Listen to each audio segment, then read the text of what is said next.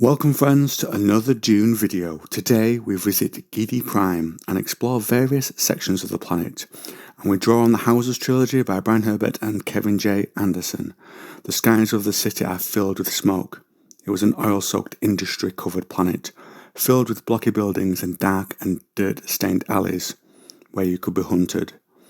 It was the city of Barony that held a large, enslaved population, and there amongst cramped maintenance tunnels and tiny crawl spaces you would try to escape the hunters who went after you for sadistic pleasure. If injured, they would submit you to a skin-knit machine and acucellular repair so you could not escape another hunt. They could also find you through the use of a locator beacon. One particular city, the Barony, was a megalithic structure of plasteel and armour plaz, 950 stories tall and 45 kilometres long, with no ground level openings whatsoever.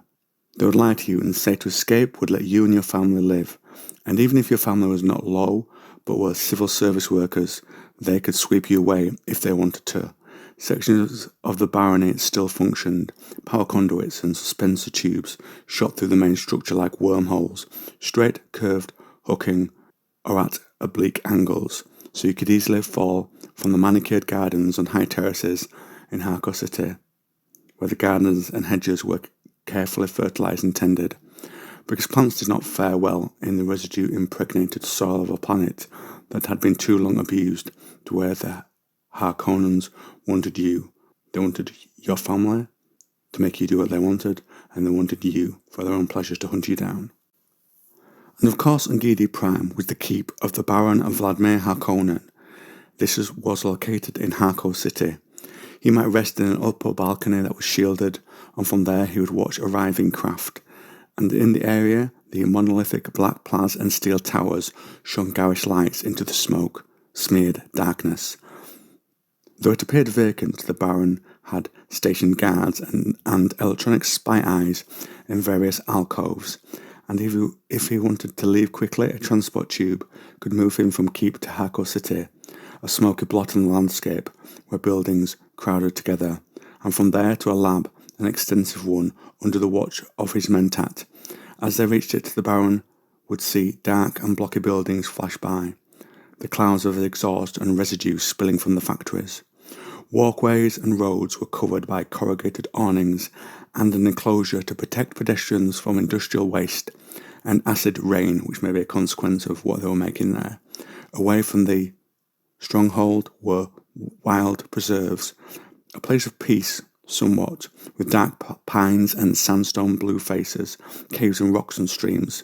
The tailored wilderness even hosted a few examples of genetically enhanced wildlife, vicious predators. Whilst the big profits of the Harkonnens came from spice, they also made money selling goods such as whale fur and mineral extracts from asteroids.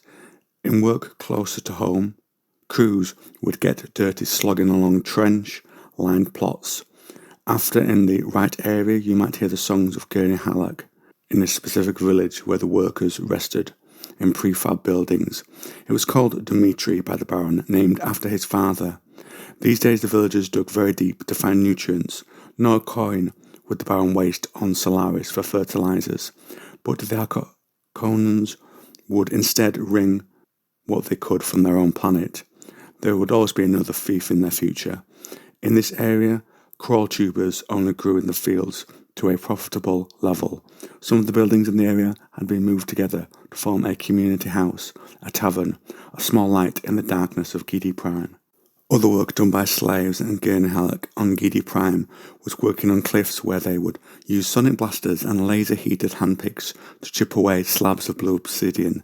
It sucked light from the air, and we can assume popular amongst the Imperium it would be, as I can't see the Baron authorising anything without profit in mind. The slaves would be bound with sugar wire, which would cut their limbs if they struggled against it.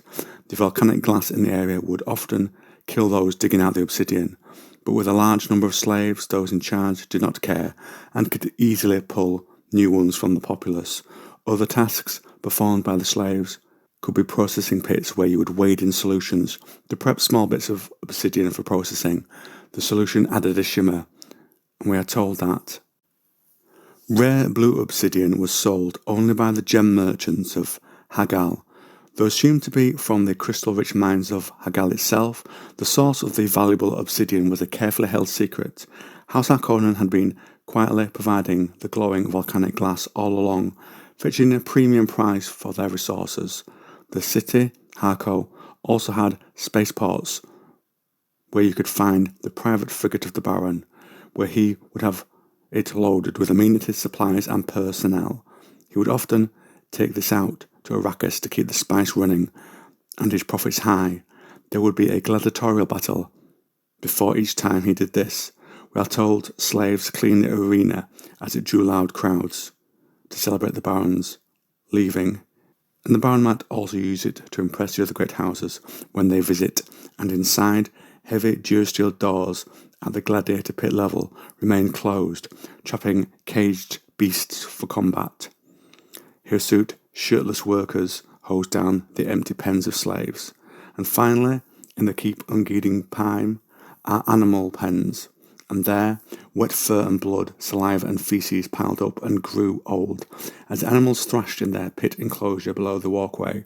With gleaming black eyes, the dogs fought for a glimpse of daylight or a scrap of fresh meat, snapping at imaginary enemies with their long fangs, keeping them fresh till their next human hunt. And on that delightfully down note, we'll end today's video. Got a comment to make? Make one for me.